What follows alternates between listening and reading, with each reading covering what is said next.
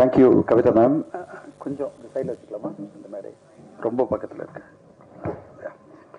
Thank you Kavitha ma'am. இங்கே வந்திருக்கும் அனைத்து ஊடக நண்பர்களுக்கும் இனிய மாலை வணக்கம். மிக்க நன்றி. இன்னைக்கு இந்த விழாவில் வந்து எல்லோரும் கலந்துட்டு இருக்கீங்க. இவ்வளோ ஊடக நண்பர்களை பார்க்கறதுக்கு ரொம்ப சந்தோஷமா இருக்கு.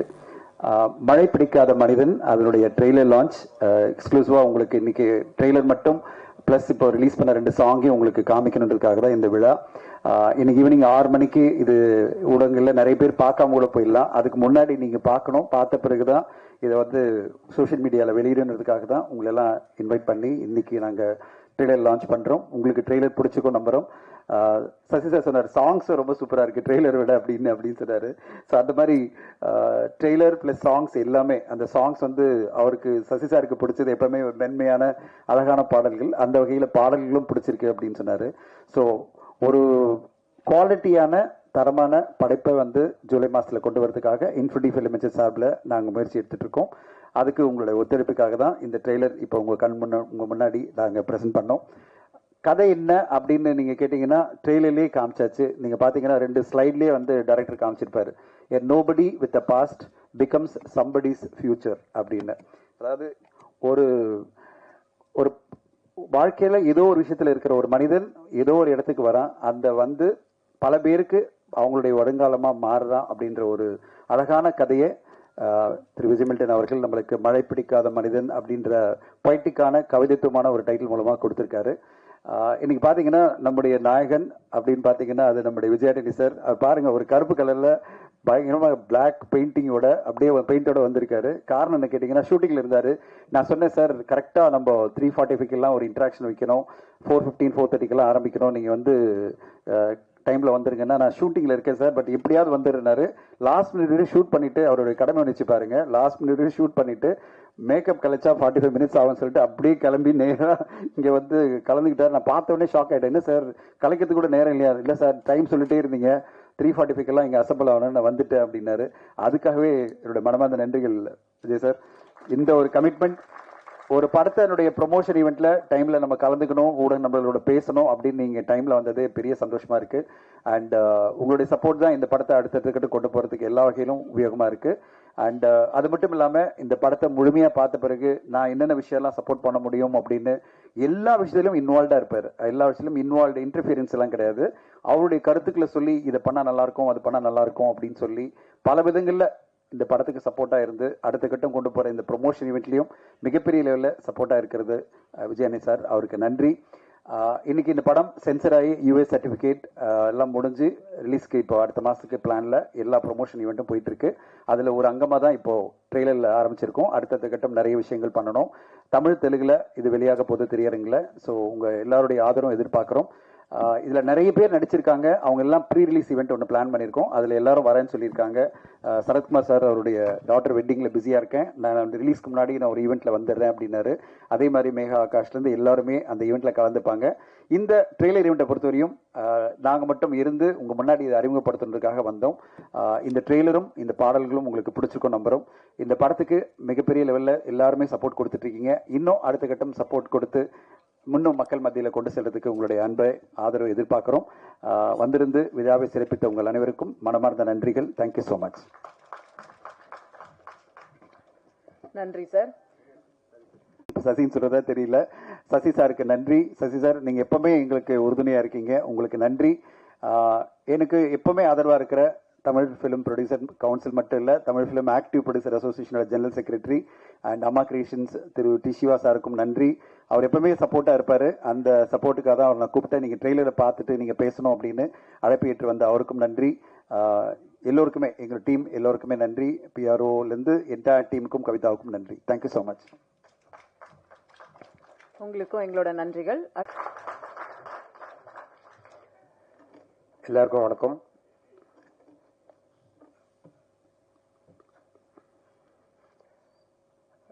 படம் எடுக்கிறது, ரிலீஸ் பண்றதெல்லாம் தாண்டி இந்த ப்ரெஷ் ஷோவில் வந்து நம்ம யாரை பார்த்து பேசுறோன்றது தெரியாம பேசுறது இல்லை, அது வந்து ரொம்ப சிக்கலா இருக்கு.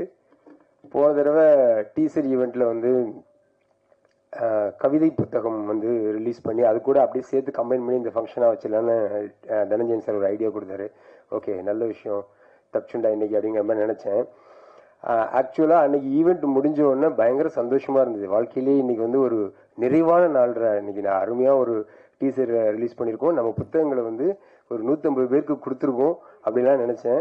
ஆனால் ஒரு யூடியூப் வீடியோல கூட வரலைங்க. ஏங்க படிச்சிங்களா யாராவது? கனத்த அமைதி நிலவியது. சீரியஸா கேட்கிறேன். நான் வந்து அந்த கேமரால எல்லாம் தானே கவர் பண்ணிருப்பீங்க, எதனால அது வரல? பேசாம நானும் சத்யராஜ் சார் மாதிரி அந்த மோடி வேடத்தில் நடிக்கிறத பத்தி, தமிழகத்தில் வந்து இந்த பூ மலரவே மலராது அப்படி ஏதாவது பேசினாதான் வருமா என்னன்னு தெரியல. எனிவே எல்லாருக்கும் ரொம்ப நன்றி. முக்கியமா எங்க அழைப்பை ஏற்று இங்க வந்த சிவா சாருக்கும் சசி சாருக்கும் ரொம்ப தேங்க்ஸ். அண்ட் என்னோட டீம் டெக்னீஷியன்ஸ் பற்றியும் என்னோட டீம் பற்றியும் நான் வந்து லாஸ்ட் ஈவெண்ட்லேயே பேசிட்டேன். ஸோ எல்லாருக்குமே ரொம்ப நன்றி. முக்கியமாக விஜய் அண்ணி சாருக்கு வந்து நான் தேங்க்ஸ் சொல்லிக்கிறேன். என்னென்னா படம் முடிஞ்ச உடனே அடுத்தடுத்து அவரும் வேற வேற படங்களில் பிஸியாக இருக்காரு.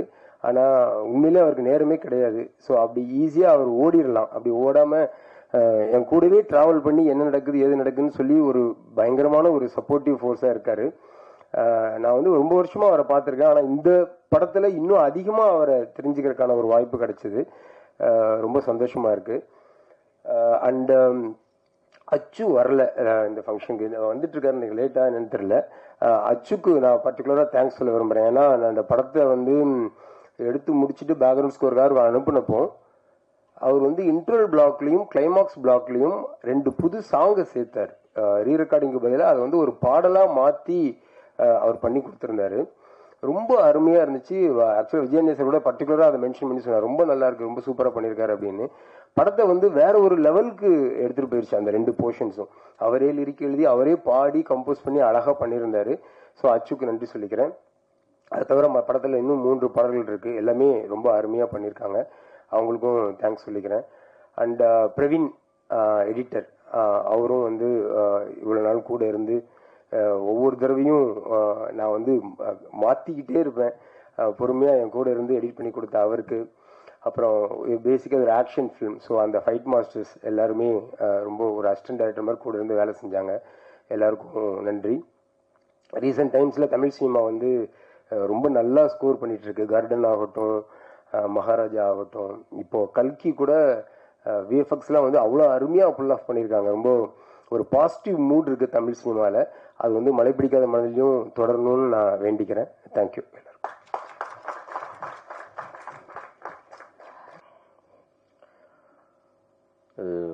மழை பிடிக்காத மனிதன் ஒரு கவிதையான தலைப்பு, சசிசார் படமாக இருக்குன்னு வந்தால் ட்ரெய்லர் பார்த்தா மிஸ்கின் படம் மாதிரி இருந்தது. ஒரு வேற எதிர்பார்ப்பில் வந்தோம், வேற மாதிரி இருக்கு சார். ரொம்ப அழகாக இருந்தது மில்டன் சார், ரொம்ப பியூட்டிஃபுல்லாக இருந்தது உங்களுடைய விஷுவல்ஸ். ஒரு நம்பிக்கையை தருது ட்ரெய்லர். இது வந்து இந்த படத்துக்கு விழாவுக்கு வர்றதுன்றது நான் இந்த விருந்தாளியெல்லாம் வரல, இது எல்லாமே என்னோட ஓன் யூனிட் மாறுது. ஏன்னா அதில் வந்து இன்னைக்கு கமல் சார் வர முடியல, பிரதீப் வந்திருக்காரு. ஸோ இவங்க எல்லாருமே வந்து இந்த சினிமாவுக்குள்ளே வந்து நிறைய அவங்கள கான்ட்ரிபியூட் பண்ணி நிறைய லாப நஷ்டங்களை சந்திச்சு, கடைசியாக நிறைய நஷ்டங்களை சந்திச்சு இந்த சினிமா நமக்கு கொடுக்கும், இந்த சினிமா கொடுக்கும் நம்பிக்கையோட நிறைய வேற வேற தொழில் இருந்தாலும் அதெல்லாம் விட்டுட்டு இந்த சினிமாவுக்குள்ள இன்னும் நம்பிக்கையோடு இருக்கிறவங்க, அவங்க அந்த மாதிரி 4 பேர் இருக்கிறதா எங்களுக்கு சப்போர்ட்டிவாக இருக்குது. அது மாதிரி தான் நான் இவங்களுக்கெல்லாம் வந்து நன்றி கடன் பட்டிருக்கேன் நிறையா இருக்குது. அதனால் இந்த இடத்துக்கு வர வேண்டியது என்பது ஒரு கடமை. கமல் சார் வர முடியல, அவருடைய தந்தையார் உடல்நிலை சரியானால. இன்னைக்கு என்னன்னா சார், அது என்னன்னா இந்த விழாவில் வந்து சில விஷயங்களை சொல்லணும்னு நினைச்சேன் நான் வந்தோன்னு. ஏன்னா அது வந்து சமீபத்தில் ஓடுற படங்கள் நம்பிக்கையாக இருக்குது, தெலுங்குல ஓடுற படம் நம்பிக்கையாக இருக்குது. அந்த ஓடின படங்கள் அதுக்கப்புறம் என்ன ஆகுது அப்படின்னு பார்த்தீங்கன்னா, பழைய சினாரியா மாதிரி ரொம்ப மோசமான ஒரு நிலைமைக்கு தமிழ் சினிமா போய்கிட்டு இருக்கு. முன்னாடி வந்து தமிழ்நாடு சினிமாவில் ஒரு படம் 20 கோடி ரூபா தமிழ்நாடு தியேட்டர்கள் கலெக்ட் பண்ணிச்சுன்னா அது 20 கோடி ரூபாய் டிஜிட்டல் விற்கும். இன்னைக்கு 20 கோடி ரூபா கலெக்ட் பண்ண படம் வந்து 3 கோடி ரூபாய் டிஜிட்டல் விற்கிது. ஸோ என்ன மாதிரி ரேஷியோவில் இந்த பிஸ்னஸ் ஃபாலோ ஆயிருக்குன்றதே எங்களால் வந்து இமேஜினே பண்ண முடியல. இது வந்து மீடியா நண்பர்கள் வந்து இது ஒரு சரியான கோணத்தில் தமிழ் சினிமாவோட நிலைமையை கொஞ்சம் புரிஞ்சுக்கணும்னு இந்த இடத்துல நான் சொல்ல விரும்புகிறேன். தெலுங்குல ஒரு படம், சின்ன படம் ஹிட் ஆச்சுன்னா 60 கோடி ஷேருங்கிறாங்க, 100 கோடி ஷேருங்கிறாங்க. பெரிய படம் வந்துச்சுன்னா 200 பண்ணுச்சு, 300 பண்ணுச்சு, 600 பண்ணுச்சு. இதெல்லாம் தமிழ்நாட்டில் சாத்தியமே இல்லை. ஏன்னா தேட்டருக்குள் உள்ள வரக்கூடிய ஆடியன்ஸை நம்ம முற்றிலுமாக இழந்து விட்டோம். ஏதோ ஒரு படம் ஓடுதுன்னா அந்த படம் கூட 40 ரூபா பண்ண வேண்டிய படம் 20 ரூபா பண்ணிருக்கு. அதுதான் உண்மை. இன்னைக்கு ஒரு கர்டன் பண்ணிடுச்சு, மகாராஜா பண்ணிடுச்சுன்னு பேசிட்டு இருக்கணும். அந்த படம்லாம் இதை விட டபுள் பண்ண வேண்டிய படங்கள், அதே படங்கள் இந்த இந்த தரம், இந்த வெற்றி ஆந்திராவா இருந்துச்சுன்னா இது வந்து அதோட கலெக்ஷன் 40-50 கோடி. நம்ம 20 கோடி பண்ணிட்டு அதுலேயே சந்தோஷமாயிட்டு 20 கோடி பண்ணிடுச்சு, நிறைய பண்ணிடுச்சுன்னு சொல்லிருக்கோம். அது 20 கோடி அல்ல, அதோட படத்தோட விலை 40 கோடி. அது ஸோ அந்த மாதிரி வந்து இன்னைக்கு வந்து ஒரு பெரிய படங்கள் வந்து ஆந்திராவில் பண்ணுது, எல்லாமே பண்ணுதுன்னா அங்கே வந்து தியேட்டருக்குள்ளே வர்ற ஆடியன்ஸுக்கு இன்னும் அந்த ஆசை இருக்குது, உள்ளே வந்துட்டு இருக்காங்க, அதுக்கான ரெஸ்பான்ஸ் எல்லாமே வந்துட்டு இருக்கு. இங்கே நம்ம ரொம்ப ஆடியன்ஸ் இழந்து போய் தவிக்கிறோம். ப்ரொடியூசர்ஸ் வந்து எவ்வளோ தூரம் லாஸ் ஆகுறாங்களோ அது வந்து உங்களுக்கு வந்து தலைமாற அங்கே பிரச்சனை வந்துச்சுன்னா உடம்பு பூரா பரவும். அதை வந்து நம்ம ரைட் சென்ஸில் எல்லாரும் புரிஞ்சுக்கணும். இன்னைக்கு தயாரிப்பாளன்ற ஒரு தலை உருண்டுருச்சுன்னு சொன்னால் அதுக்கப்புறம் மீதி இருக்கிற பாடியில் இருக்கிற எல்லாம் ஸ்பேர், பிரெயின் டெட் ஆனதுக்கப்புறம் எல்லாம் வேஸ்ட். அந்த சூழ்நிலைக்கு தான் தயாரிப்பாளர்கள்லாம் போய்கிட்டு இருக்காங்க. அதனால வந்து என்னுடைய வேண்டுகோள்லாம் என்னன்னா, மீடியா நண்பர்கள் முறிக்கா இந்த விமர்சனங்களில் கொஞ்சம் தயவு செஞ்சு கொஞ்சம் நம்ம ஒரு பொறுப்புணர்வோடு நடந்துக்கணும்னு நினைக்கிறேன். நீங்கள் பக்கத்து வீட்டுக்கு தீ வைக்கத்தான் நினச்சிட்டு ஜாலியாக சிரிச்சுட்டு வைக்கிறாங்க. அந்த தீ உங்கள் வீட்டுக்கு பரவுறது ரொம்ப நாள் ஆகாது. அந்த தயாரிப்பாளன்ற ஒரு தலை சாஞ்சிருச்சுன்னா அதுக்கப்புறம் இந்த இண்டஸ்ட்ரியில் வேறு யாரையும் காப்பாற்ற போகிறதில்லை. ப்ரொஃபஷனல் ப்ரொடியூசர்ஸ் போனதுக்கப்புறம் நீ கார்பரேட் நம்பி சினிமா எடுத்து நடுவில் கார்பரேட்டில் வந்து எடுத்தாங்க, என்னாச்சு நீங்கள் பார்த்தீங்க. அதனால் தயாரிப்பாளர்களுடைய நிலைமைகள் ரொம்ப மோசமாக போயிட்டுருக்கு. ஒரு படத்தில் அல்டிமேட்டாக யார் லூஸ் ஆகிறான்னா ப்ரொடியூசர் தான் லூஸ் ஆகிட்டு இருக்காங்க. படம் ஆரம்பித்து முடிச்சதுக்கப்புறம் அத்தனை பேர்த்துக்கும் ஏதோ அவங்களுக்கு பேசின சம்பளம் கிடைச்சதோ, 90% கிடைச்சதோ, 75% கிடைச்சதோ, ஏதோ கிடைச்சது, இல்லை நஷ்டம் இல்லை. ஆனால் தயாரிப்பாளர் நிலைமை அப்படி இல்லை. இன்னைக்கு ஒரு படம் ஹிட்டு கொடுத்தா கூட அந்த படத்தை வெளியே கொண்டாந்து விற்க முடியல.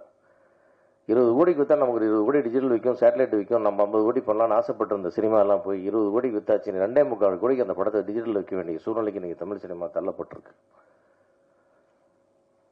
அவ்வளவு மோசமான சூழ்நிலையிலும் இன்னும் படம் எடுத்துட்டு இருக்கிற தயாரிப்பாளர் பார்த்து நீங்கள் வந்து உண்மையாகவே பெருமைப்படணும், அவங்களுக்கெல்லாம் உற்சாகப்படுத்தணும், அவங்களுக்கு வந்து நீங்கள் ஆதரவு கொடுக்கணும். குறிப்பாக விமர்சனங்கள்ங்கிற பேரில் தயவு செஞ்சு எந்த படத்தையும் தயவு செஞ்சு கொலை பண்ணாதீங்க.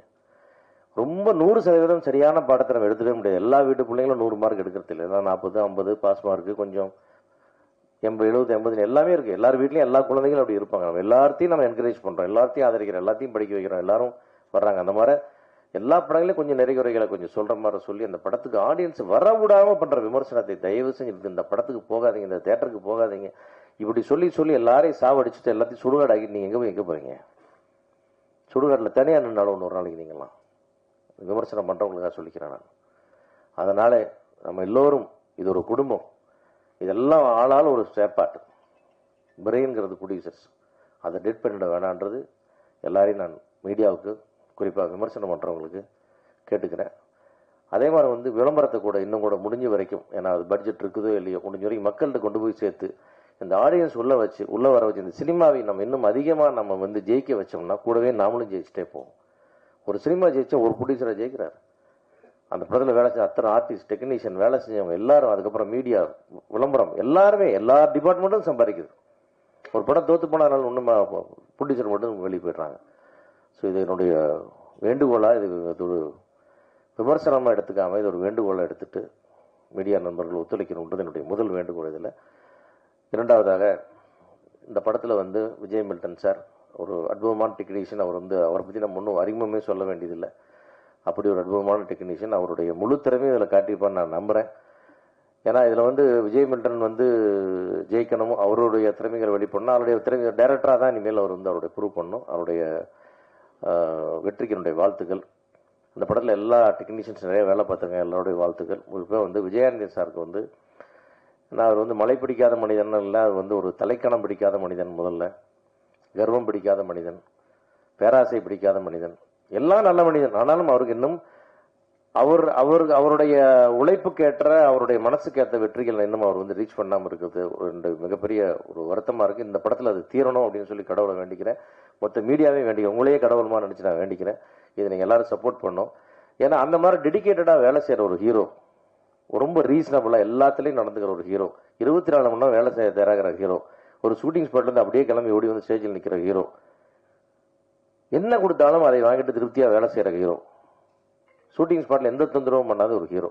இது எத்தனை படத்தில் எத்தனை இடத்துல எந்த இண்டஸ்ட்ரியில் எவ்வளோ பேர் இருக்காங்க, அந்த மாதிரி விரல் விட்டு எண்ணிடலாம்.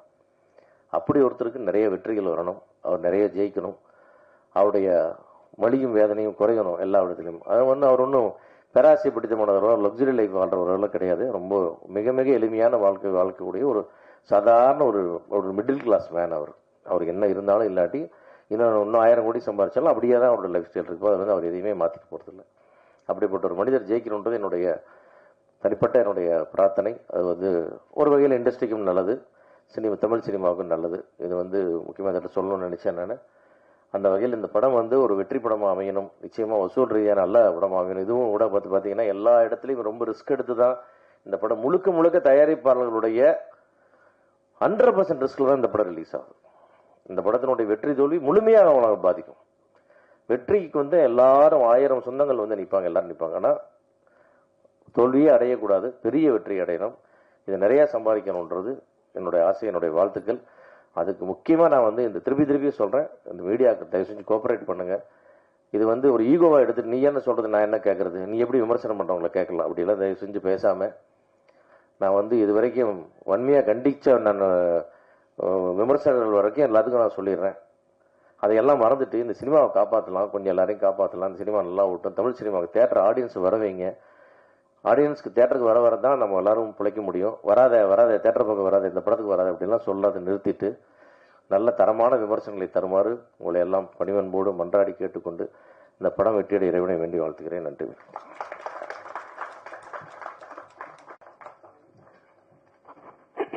நன்றி.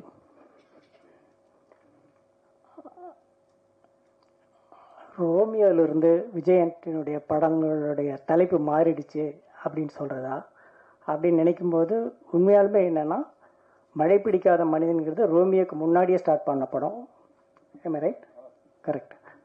இதில் என்ன எனக்கு ஆச்சரியமாக இருக்குன்னா, ஒரு ஹீரோவோட படம் பண்ணும்போது நாம் வந்து நம்முடைய கதையை அந்த ஹீரோவை தகுந்த மாதிரி ஸ்லைட்டாக மாற்ற வேண்டி இருக்கும். அது யாருக்கு பண்ணாலும் சரி. அதே மாதிரி ஒவ்வொரு விஷயமும் பாடல்கள் கூட இந்த ஹீரோக்கு இப்படிப்பட்ட ஒரு பாட்டு வேணுமா வேண்டாமா அப்படின்னு கொஞ்சம் நம்ம ரீகன்சிடர் பண்ண வேண்டியிருக்கோம். ஹீரோ வச்சு பண்ணும்போது யாராக இருந்தாலும் சரி, எவ்வளோ பெரிய டைரக்டராக இருந்தாலும் சரி, ஒரு ஹீரோ பண்ணும்போது இது நடக்கும். அப்படி நான் விஜய் ஆண்டனிகிட்ட பிச்சைக்காரன் கதை சொல்லிட்டு பண்ணிடலாம் சார் அப்படின்னாரு. சரி, ஓகே, சும்மா ஃபார்மலாக சொல்கிறாரு என்னன்னு தெரியல, பட் என்ஜாய் பண்ணார். அடுத்த நாள் நான் வீட்டில் இருந்தேன், கார் வந்து நின்றுச்சு, வந்தார், பேசினார். சார் கொஞ்சம் தனியாக வாங்கன்னு சொல்லிட்டு செக் கையில் கொடுத்தாரு. அப்புறம் பேசிட்டு வீட்டில் காஃபி சாப்பிட்டு கிளம்புனார். கிளம்பும்போது அவர் என்னை எப்பயுமே வந்து இப்பயும் அது நடக்குது. நான் அவரை ஆஸ்கார் ஃபிலிம்ஸ் ஆஃபீஸில் பார்த்ததுலேருந்து ஒரு மியூசிக் டைரக்டராக அவர் சான்ஸ் கேட்டு வந்தப்போ இருந்து நான் பார்த்ததுலேருந்து இப்போ என்ன பண்ணாருன்னா, அவர் வீட்டுக்கு போகும்போது என்னை வெளியே வந்து கார் வரைக்கும் வழி அனுப்பிட்டு தான் போகிறார் இப்பயும். ஸோ அது மாதிரி நானும் என்னுடைய வீட்டை விட்டு வெளியே வந்து கார் வரைக்கும் வந்தேன். அப்போது காரில் சாஞ்சிக்கிட்டு டோர் ஓப்பன் பண்ணார். அப்புறம் சடனாக சரி சார், இந்த மைண்ட் நீங்கள் சொன்ன கதை அப்படியே மைண்டில் இருக்குது சார், டைட்டில் ரெஜிஸ்டர் பண்ணிட்டேன் சார். நேற்று தான் கதை சொன்னேன், இன்னைக்கு டைட்டில் ரெஜிஸ்டர் பண்ணிட்டாரு. ஓ, அந்த அளவுக்கு இம்ப்ரெஸ் ஆயிடுச்சா அப்படின்ட்டு. என்ன டைட்டிலுங்க நான் பயந்துட்டே கேட்குறேன். பிச்சைக்காரன் எப்படி சார் இருக்கு அப்படின்னாரு. நான் சைலண்ட் ஆகிட்டேன். நீங்கள்லாம் இப்போ உங்களுக்கு இதனுடைய நான் என்னுடைய ஃபீலிங் கண்டிப்பாக உங்களுக்கு புரியாது. ஏன்னா பிச்சைக்காரன் பெரிய ஹிட்டுக்கு அப்புறம் நீங்கள் பார்க்குறீங்க. முருகதாஸ் அந்த படத்தை ஆடியோ ரிலீஸில் சொன்னார், பிச்சைக்காரன் கேட்குறப்ப இப்படி இருக்குங்க, ஆனால் பிச்சைக்காரனுடைய அர்த்தம் வந்து இந்த படம் ரிலீஸ்க்கு அப்புறம், இந்த படத்தினுடைய வெற்றிக்கு அப்புறம் தெரியும், அதனுடைய அர்த்தமே மாறிடும் அப்படின்னாரு முருகதாஸ். அதுதான் நடந்தது.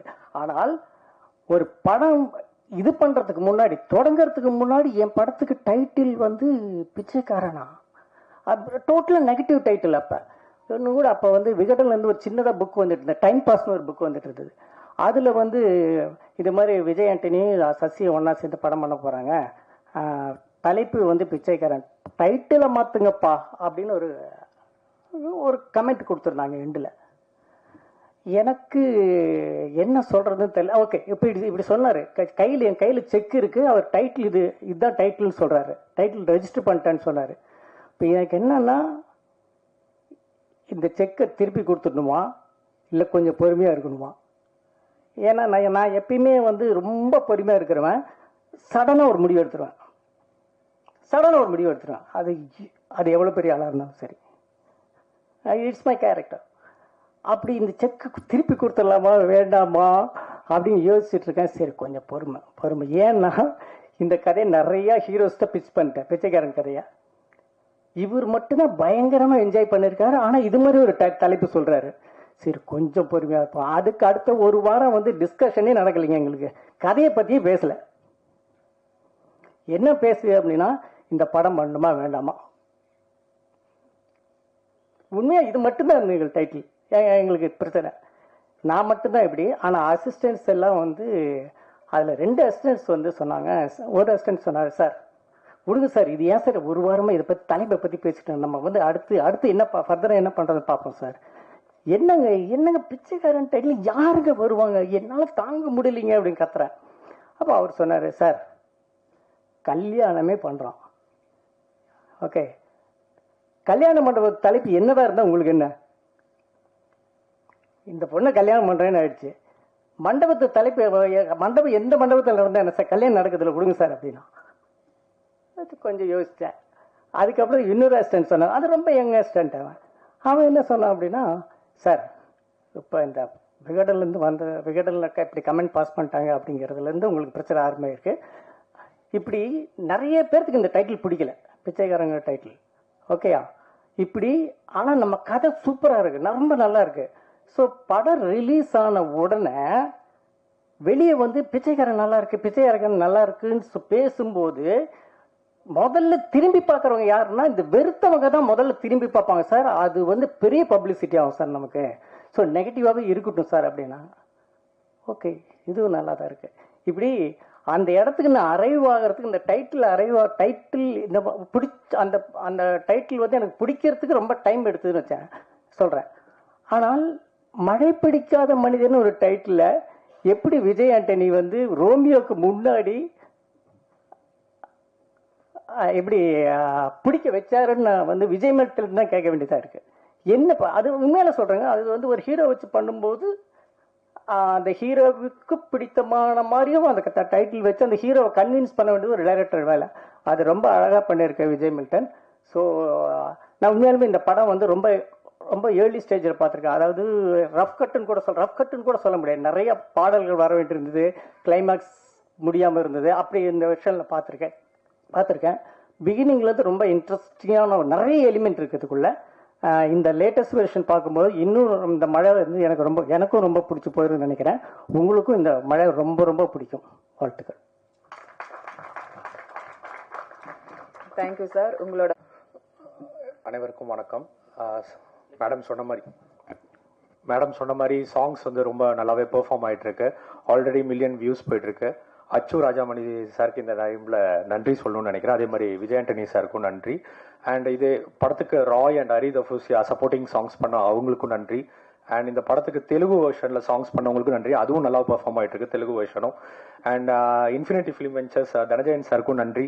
ஏன்னா எல்லா ப்ரொமோஷன்ஸ் பிளானுமே வந்து ரொம்ப பக்காவா பிளான் பண்ணி அந்தந்த டைம்ல எங்களுக்கு கரெக்டாக கோஆர்டினேட் பண்ணி கரெக்டாக பண்ணிட்டு இருக்காரு. இன்னைக்கு அரங்கத்துக்கு உள்ள இருக்கவங்க தியேட்டர்ல எல்லாருமே ட்ரெய்லர் பார்த்துட்டீங்க. வெளியே இருக்கவங்க எல்லாருமே 6 மணில இருந்து ட்ரெய்லர் பார்க்கலாம், தமிழ் அண்ட் தெலுங்கு வெர்ஷன்.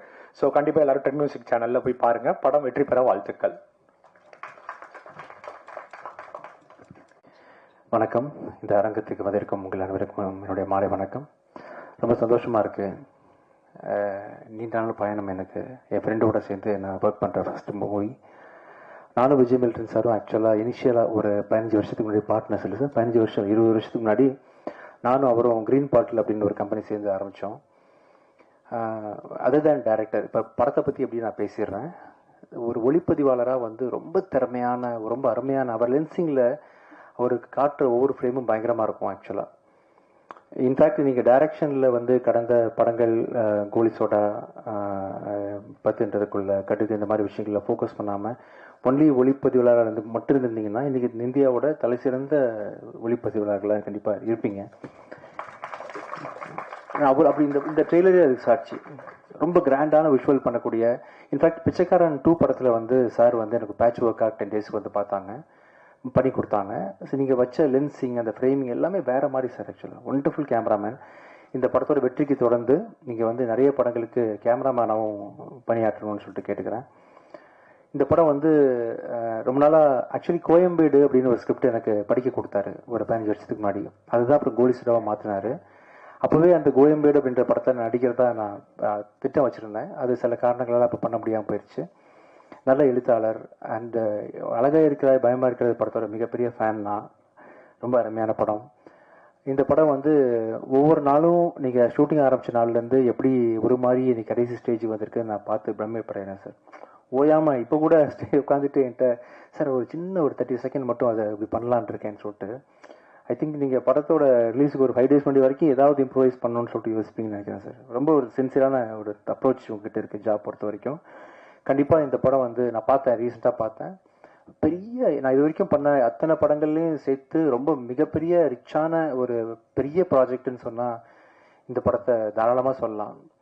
ஏன்னா இது நான் எதிர்பார்க்கவே இல்லை. இந்த படத்தில் வந்து சத்யராஜ் சார் கூட நடிப்பாங்க, சரத்குமார் சார் நடிப்பாங்க, சரண்யா மேடம், தெலுங்கில் வந்து பெரிய ஒரு ஹீரோவாக நடிச்சிட்டு இருக்கக்கூடிய டாலி தஞ்சைன்ற ஒருத்தர், பிருத்திவி அம்பார் ஒரு ஹீரோ தான், மேகா ஆகாஷ் கூட. யாராவது மிஸ் பண்ணுறேன் சார் ஆர்டிஸ்டா? இவர் முரளி சர்மா சார்னு சொல்லிட்டு பெரிய நட்சத்திர பட்டாலுமே நடிச்சிட்டு இருக்காங்க. ஒவ்வொருத்தரும் ஸ்க்ரீன் ஸ்பேஸை வந்து ஆக்கியபை பண்ணி கண்டிப்பாக படத்தை என்கேஜிங்காக வச்சுருப்பாங்க. ரொம்ப அருமையாக இருக்குது, ஒளிப்பதிவு நல்லா இருக்குது. ப்ரொடக்ஷன் வேல்யூ வந்து ப்ரொடியூசர்ஸ் வந்து எந்த விதத்துலையும் சளைக்காமல் என்னென்ன விஷயங்கள் வந்து டைரக்டர் வந்து கற்பனை பண்ண. பார்த்தீங்களா கடலில் ஒரு கார் முங்கிச்சு பார்த்தீங்களா? கடலில் கார் தூக்கி போட்டாங்க. ஸோ ரொம்ப ரிச்சான ப்ரொடக்ஷன் வேல்யூ வந்து ப்ரொடியூசர்ஸ் கொடுத்துருக்குறாங்க. அப்புறம் இந்த படத்துக்கு பின்னணி இசை பண்ணி சாங்ஸும் பண்ணி அவர் அச்சு ராஜாமணி வந்து ரொம்ப சிறப்பாக பண்ணியிருக்காரு. இந்த கிளைமேக்ஸில் ஒரு சாங் சார் ரொம்ப அருமையாக இருந்துச்சு. இன்றைக்கி உள்ள ட்ரெண்டுக்கு டாடாவில் இன்ல ஒரு சாங் கேட்டேன். ஆக்சுவலாக ரொம்ப மனசுக்கு நெருக்கமான ஒரு இம்பேக்ட் கொடுத்துச்சு. அது மாதிரி அதுக்கப்புறம் வந்து ரொம்ப இன்ஸ்பயர் பண்ணி கேட்ட பாட்டு இந்த பாட்டு சார். இந்த கிளைமேக்ஸே ரொம்ப ஜஸ்டிஃபை பண்ணுற அளவுக்கு ராஜாமணியோட மியூசிக்கும் அவரோட சாங்கும் இருந்துச்சு. அவர் வரல, இன்னைக்கு சில காரணங்களாக வர முடியல. Wonderful music by our editor Praveen KL வந்து இவ்வளோ டஃப்பான கதையை வந்து ஒரு 2 hours ஷார்ட்டாக சொல்கிறது, ஆடியன்ஸுக்கு கன்வின்சிங்காக கொடுக்குறது சாதாரண விஷயம் இல்லை. பிரவீன் கேல் சார் வந்து ரொம்ப அருமையாக பண்ணியிருக்காரு. ஸோ ரொம்ப ரிச்சான ஜனரஞ்சகமான கமர்ஷியலாக. இன்னொரு விஷயம், வழக்கமாக வந்து ஒரு படத்தில் வந்து டபால் டபில்னு கொண்டுருவாங்க. அப்போ டைரக்டர் வந்து ஒரு ஸ்பெசிஃபிக்காக ஒரு விஷயத்தை ஆரம்பத்துலேருந்து சொன்னார். அதை கடைசி கட்டில் நான் பார்க்கும்போது ரொம்ப ஜஸ்டிஃபைடாக இருந்துச்சு சார். நீங்கள் பண்ண விஷயம் கெட்டவனை கொல்லக்கூடாது, கெட்டதை தான் அழிக்கணும் அப்படின்ற மாதிரி ஒரு விஷயம் நீங்கள் புதுசாக பேசியிருக்கீங்க. அது படம் பார்க்கும்போது சிலருக்கு புரியும். ரொம்ப நல்லா வந்திருக்கு இந்த படம். இந்த படம் வந்து வர ஜூலை மாதம் இறுதியில் வரப்போகுது. நீங்கள் அனைவரும் இந்த படத்தை வந்து தியேட்டரில் போய் பார்க்கணும். இந்த விழாவுக்கு வந்து சிறப்பித்து எங்களுக்காக நேரம் ஒதுக்கி வந்த Amma creation Siva sir, thank you so much sir. என் ஃபேமிலி மெம்பர் மாதிரி ஒவ்வொரு மேடையிலையும் நீங்கள் வாழ்த்த ட்ரை பண்ணுறீங்க, நல்லா இருக்கணும்னு ஆசைப்படுறீங்க. மனசுல இருந்து ரொம்ப நன்றி சார். சசி சார் ரொம்ப தேங்க்ஸ் சார். கூடி சீக்கிரம் அடுத்த படத்தில் நம்ம சேர்ந்து ஒர்க் பண்ணணும். Pradeep sir, madam, Dhananjayan sir, உங்கள் எல்லாருக்கும் பங்கஜ் போரா சார் நன்றி. ட்ரெண்ட் மியூசிக் நீங்கள் நல்லா ப்ரமோட் பண்ணுறீங்க ஆடியோவை. கமல் சார் வர முடியல, பேசுவோம். ரொம்ப நல்லா வந்திருக்கு படம். உங்களுக்காக ப்ரெஷ் ஷோ வந்து 1 day பிஃபோர் நம்ம போட ட்ரை பண்ணுவோம் சார். நீங்கள் எல்லாரும் கண்டிப்பாக அந்த படத்தை என்ஜாய் பண்ணுவீங்க. Thank you so much. ஜூலை பார்க்கலாம். தேங்க்யூ. மழை பிடிக்காத மனிதன் ஒரு குரூப் போட்டோ எடுத்த பிறகு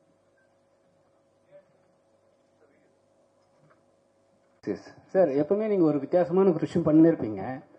இந்த படத்துல உங்களுக்கு என்ன பெஸ்டா தெரியும்? ஏன்னா நீங்க வந்து மேக்கப் போட்டு வந்திருக்கீங்க சரிங்களா? உங்களுக்கு இன்னும் எவ்வளவு இதுல வந்து பிடிச்சனால தான் பண்ணுவாங்க. ஒரு பெரிய ஹீரோ எல்லாம் வந்து இது மாதிரி பண்ண மாட்டாங்க. இது மாதிரி ஆமா, கெட்டப் போட்டுலாம் வர மாட்டாங்க. Okay sir. என்ன காரணம்? ஓகே சார், இது சாதாரண விஷயம் தான் சார். ஆக்சுவலி நம்ம சினிமாவில் ரொம்ப பெருசாக நிறைய விஷயத்த பேசுகிறோம்.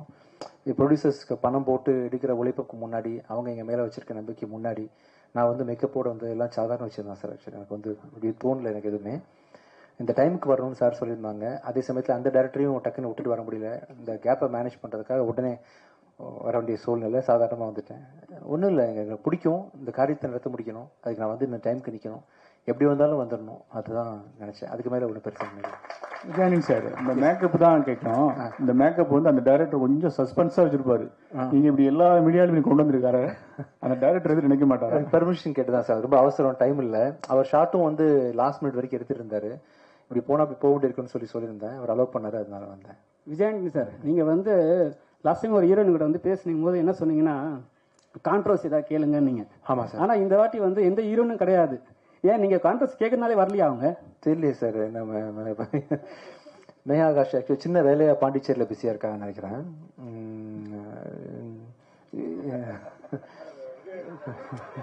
சார் பதில் சொல்லுங்க சார் கரெக்டா.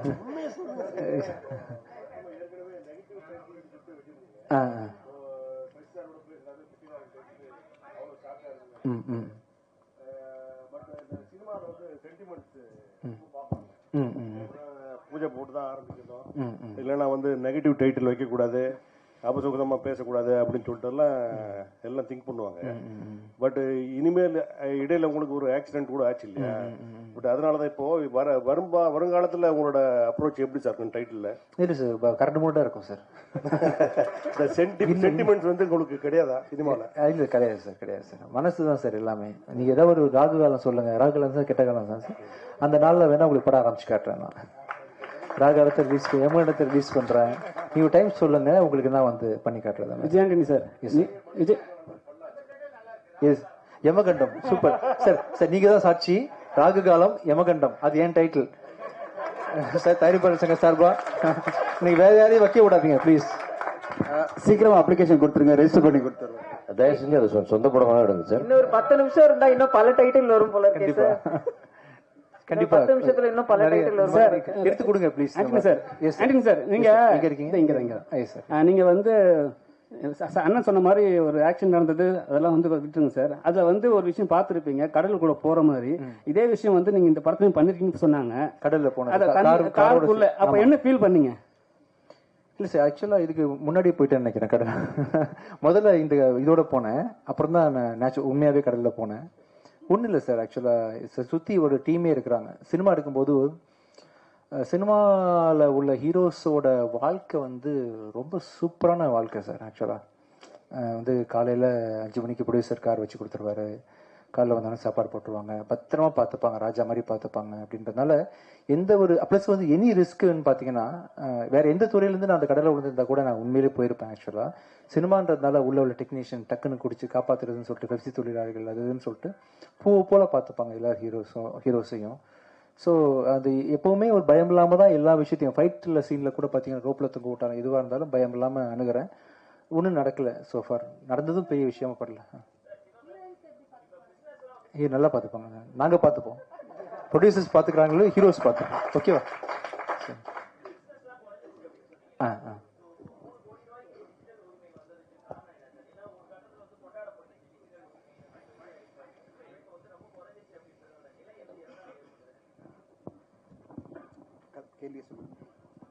இல்லை நீங்கள் இந்த வியாபாரம் எது குறைஞ்சதுன்னு கேட்குறீங்களா சார்? வியாபாரன்றதை தான் சொன்னேன். இப்போ நம்ம இதுக்கு முன்னாடி வரைக்கும் விஜயானந்த் சார் படங்கள், அவருடைய வெற்றி படங்கள், எல்லா படங்களுமே எல்லார் படமே சில படங்கள் டிஜிட்டல் விற்காம ரிலீஸ் பண்ணால் விற்றதுக்கு அப்புறம் பார்த்தீங்கன்னா தமிழ்நாடு என்ன ஷேர் வருதோ அதை விட கூட விற்கிறது தான் டிஜிட்டல் வியாபாரம். இன்னைக்கு ஒரு படம் 19 கோடி ஆல்மோஸ்ட் 20 கோடி ஷேர் வந்த படம் 2.25 கோடி டிஜிட்டல் விற்கிதுன்னா அதுதான் அந்த டிஃபரன்ஸ், இந்த பர்சன்டேஜ் பார்த்துங்கன்னு சொன்னேன். ஆனால் அதே மாதிரி இப்போ கர்டன் 19 ரூபா பண்ணிச்சு, மகாராஜா 25 ரூபா படிச்சு சந்தோஷப்படுறான், கிடையவே கிடையாது. அதெல்லாம் அது ஒரு 40, இது ஒரு 70 கோடி பண்ண வேண்டிய படம். அவ்வளோ ஸ்டாண்டர்ட் இருக்கு படத்தில், அவ்வளோ குவாலிட்டி இருக்கு. பார்த்து அத்தனை பேருமே நல்லாக்குன்னு சொன்ன படம் இவ்வளோதான் வசூல் பண்ணோம். அப்புறம் மீதி வசூல் எங்கே போச்சு? ஏன் வர்றதில்லை ஆடியன்ஸ்? இங்கே ஆடியன்ஸ் வர வைக்கிறதுக்கான முயற்சிக்காக தான் அதை நான் சொன்னேன். டிஜிட்டல் ரைட்ஸ் வந்து ஒரு 5ல் 1 மடங்குக்கு கீழே போயிடுச்சு. அதில் அந்த டிஃபரன்ஸை யார் மேட்ச் பண்ணுறாங்க? ப்ரொடியூசர் ஒரு ஆள் தான் தூக்கிட்டு சுற்றுறாங்க. அதுக்காக யாருமே 100 ரூபா குறைச்சிக்க ரெடியா இல்லை.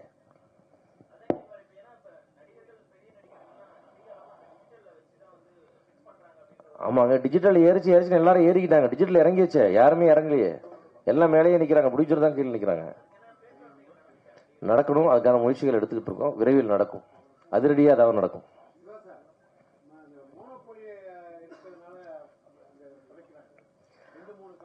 ஆமாம் சார், மோனோபொலி தான் இருக்கு. அந்த மோனோபொலி தானே ஏற்றுனா, வேற யாரும் ரேட்டை ஏற்றலையே. அந்த மோனோபொலி இருக்கிற வந்து உங்களுக்கு அமேசான், நெட்ஃபிளிக்ஸ் வந்து தான் இந்த ரேட்லாம் ஏறிச்சு, மார்க்கெட் ஏறிச்சு. மீதி சேனல்ஸ்லாம் கூடவே வந்தாங்க. பட் ஹையஸ்ட் ப்ரைஸ் பெரிய பெரிய மெகா படங்களை வாங்கினது அவங்க தான் வாங்கினாங்க. இன்னைக்கு அவங்க நான் வாங்கலைன்னு ரிவர்ஸ் பண்ணிட்டுன்னா அது அவங்க ரைட்ஸ், வாங்க மாட்டேன்னு சொல்றது. பட் வாங்க மாட்டேன்னு சொன்னதுக்கு நாம தயாராகணும்ல, அதுக்கு நம்ம இண்டஸ்ட்ரி தயார்படுத்தணும். 2019 என்ன இண்டஸ்ட்ரி இருந்தோ திருப்பி ரிவைவ் பண்ணி அங்கே கொண்டு வந்து அந்த ஸ்ட்ரக்சரை கொண்டு வந்தீங்கன்னா தான் சினிமா எடுக்க முடியும். இல்லாட்டி இது ரொம்ப நாளைக்கு தாங்குற வண்டி இல்லை இது. அதுதான் சொல்ல வந்தேன். அது ஒரு வார்னிங்கை தான் நான் அவ்வளோ வேண்டுகோளாக உங்களுக்கு சொன்னேன். டைரக்டர் ஆமாம் சார், தயாரிப்பாளர் சங்கம்னு இருந்தால் கூட தனி மனிதனா கூட எல்லாரும் யோசிக்கணும்ல. அதுதான் சொன்னேன், பிரெயின் டெட் ஆச்சு, கையை காலு விரல எல்லாம் மாட்டிக்கணும்னு சொன்னேன் நான். டைரக்டர் விஜய் மில்டன் சாருக்கு ஒரு கேள்வி. மழை பிடிக்காத மனிதன் சொல்லி கவித்துவமான ஒரு தலைப்பு வச்சிருக்கீங்க. பொதுவாக அதில் 3 கேரக்டர் வருது. சரத்குமார், விஜய் ஆண்டனி, நம்ம சத்யராஜ், 3 கேரக்டர் வருது. ஆமாம் சார். பொதுவாக அந்த மழை பிடிக்காத மனிதர்களை வந்து இந்த ஓம் போபியான்னு சொல்லுவாங்க, ஓம் புரோபோபியான்னு சொல்லுவாங்க, பயமுட்டு, அதுக்குன்னு ஒரு இது இருக்கு. அந்த மாதிரி ஒரு பயப்பிரச்சனையை வச்சு இது எடுத்துருக்குதா, இல்லை எந்த அடிப்படையில் இந்த தலைப்பு வச்சிருக்கீங்க?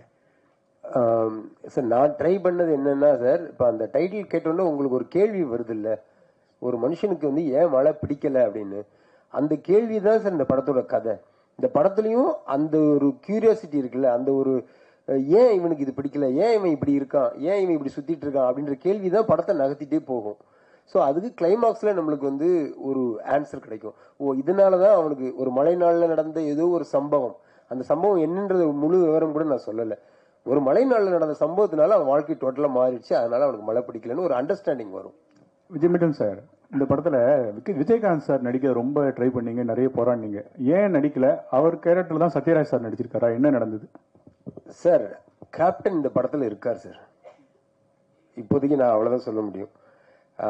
அவர் வந்து ஒரு பிளெஸிங்கா எங்க கூட இருக்காரா, இல்ல என்னவா இருக்காருன்றதெல்லாம் சொல்ல விரும்பல. ஆனா இந்த படத்துல கேப்டன் இருக்காரு. சார் விஜய் மில்டன் சார் உங்களை தான் சார். நீங்கள் லாஸ்ட் டைம் வந்து இல்லை அண்ணன், லாஸ்ட் டைம் வந்து சத்யராஜ் சார் வந்தாங்க. அப்போ வந்து அவர் சொன்னார் என் ஃபோட்டோ கூட பின்னாடி வைக்கலன்ட்டு. சார் இப்போ வந்து எல்லா ஃபோட்டோ வச்சுருந்தா காரணமா? அவர் கேட்டதுக்காக தான். சாரி, ஃபோட்டோ வைக்கலன்னு கேட்டாரா சார்? ஆமா. எப்போ? லாஸ்ட்ல? ஆமா. இல்லையே சார், திரும்பி பார்த்து என் ஃபோட்டோ கூட இல்லையேன்னு சொல்லிட்டு சொன்னாங்க. இல்ல சார், இருந்தது சார், டிசைன் பண்ணியிருந்தோம். நாங்க யாருமே விடல, சரத்குமார் சாரும் சரி, ஏன்னா எல்லாருமே சீனியர் ஆக்டர்ஸ், அவங்களுக்கான ஸ்பேஸை நம்ம கண்டிப்பா மரியாதை கொடுக்கணும்னு கரெக்டா ப்ராப்பரா டிசைன் பண்ணியிருந்தோம். அப்படி சொல்லலையே அவர், நான் இருந்தேன் அந்த ஃபங்க்ஷன். சார் அப்புறம் சார், இப்போ நீங்க எல்லா படமே வந்து யூஏ தராங்க. நீங்க வந்து கதை எழுதும் போதே மழை பிடிக்காத மனிதன் வந்து ரொம்ப நல்ல சப்ஜெக்டா இருக்கும். யூஏ கொடுக்கும் போது உங்களுக்கு என்ன தோணுச்சு? இல்ல சார், சென்சார் ஆபீஸ்ல எனக்கு சொன்ன முதல் விஷயமே உள்ள நுழைஞ்ச உடனே எல்லாரும் பாக்குற ஒரு படம் எடுத்திருக்கீங்க, வாழ்த்துக்கள் அப்படிதான் சொன்னாங்க. சொல்லிட்டு ஏன் யூஏ கொடுக்குறோம் அப்படின்னா, ஒரு அடிதடி இருந்தாலே யூஏ தான். ஒருத்தனை வந்து நம்ம கட்டையை எடுத்து அடிக்கிறோம், அவன் நல்லவனோ கெட்டவனோ, அப்படி ஒரு சண்டை காட்சி இருந்தாலே நாங்க யூஏ கொடுத்துருவோம், அதனால யூஏ கொடுக்குறோம். மற்றபடி எந்த கட்டுமே இல்லைன்னு சொல்லி தான் சர்டிஃபிகேட் கொடுத்தாங்க. Thank you sir. நன்றி. இப்போது நன்றியுரை வழங்க இன்ஃபினிட்டி பிலிம் வெஞ்சர் சார்பில் திரு தனஞ்சயன் அவர்கள் பேசுவார். இங்கு வந்து இந்த விழாவை சிரிப்புத்தானே. Thank you Jitesh, thank you for all your support. 6 மணிக்கு ட்ரெய்லர் ரிலீஸ் ஆகுது. நீங்க பார்க்காதவங்க நீங்க பார்க்கலாம். அண்ட் இந்த ட்ரெய்லரை எல்லாரும் ஊடகங்கள் மக்கள் மத்தியில் கொண்டு செல்லணும் கேட்டுக்கிறோம். ஜூலை மாதம் இந்த படம் வரும். விஜயானந்த் சார் சொன்ன மாதிரி ரிலீஸ்க்கு முன்னாடி உங்களுக்கு நாங்கள் கண்டிப்பாக ப்ரெஷ் ஷோ போட்டு நாங்கள் காமிக்கிறோம். படம் உங்களுக்கு கண்டிப்பாக எல்லா விஷயத்துலையும் பிடிக்கும் நம்புகிறோம். Thank you so much Vijayanand sir, மிக்க நன்றி. ஒருத்தர் ட்விட்டரில் போட்டிருந்தாரு, கருப்பு பெயிண்டோடு வந்த விஜய் ஆண்டனி அப்படின்னு. நான் அவருக்கு கருப்பு பெயிண்ட் எல்லாம் போட்டு வரலைங்க, ஷூட்டிங்லேருந்து அந்த கலைக்காமல் வந்தார், ஷூட்டிங்ல அவருடைய மேக்கப்பை கலைக்காம வந்தார் தான் நான் சொன்னேன். கருப்பு பெயிண்டோட வந்த விஜய் ஆண்டனி. திருப்பி ஷூட்டிங் அவர் பாருங்க எப்படின்னா, ஷூட்டிங் திருப்பி போனோம், 10 மணி வரையும் ஷூட்டிங் இருக்குன்னு சொல்லிட்டு இப்போ கலைச்சா 45 மினிட்ஸ் ஆகும், திருப்பி அங்க போனா திருப்பி 45 மினிட்ஸ் போயிட்டு கிடைக்கணும்னு அப்படியே இருந்து ஷூட்டிங் முடிச்சு திருப்பி அங்க போறாரு. ஷூட்டிங்ல அந்த உணர்வுபூர்வமா என்ன சொல்றது, அர்ப்பணிப்பு, சினிமாவுக்கான அர்ப்பணிப்பு. அவரோட திரைப்படத்துல அந்த ஷூட்டிங்ல எந்த தடங்களும் வரக்கூடாதுன்னு விஜயாண்டனி சார் அப்படியே இங்க ப்ரொமோஷன்ல இருந்து கலந்துக்கிட்டு நேரா அங்க போறாரு. அதனாலதான் கருப்பு பெயிண்ட் எல்லாம் போட்டு வரல, மேக்கப் போடு வந்த அப்படின்னு சொல்லுங்க. கருப்புன்னு சொல்லி அதை நெகட்டிவா சொல்ல வேணாம். அடுத்ததா ஆரம்பிக்கும் போதே ஒரு சின்ன தடங்கள் இருந்தது. அப்போ நான் பக்கத்துல சிவா சார்ட்ட சொன்னேன், இளையராஜா சார் ஆரம்பிக்கும் போது பவர் கட் ஆனா அது பவர் கட் ஆச்சுன்னு சொல்லுவாங்க, அது மாதிரி ஆரம்பமே தடங்களா இருக்கே அப்படின்னு. இல்ல அது எப்பவுமே தடங்களான நல்லது அப்படின்னாரு. அந்த மாதிரி தடங்களா ஆரம்பிச்சாலும் சிறப்பாக இந்த விழாவை நடத்தி கொடுத்த அனைவருக்கும் நன்றி. ஊடக நண்பர்களுக்கு நன்றி. Thank you so much.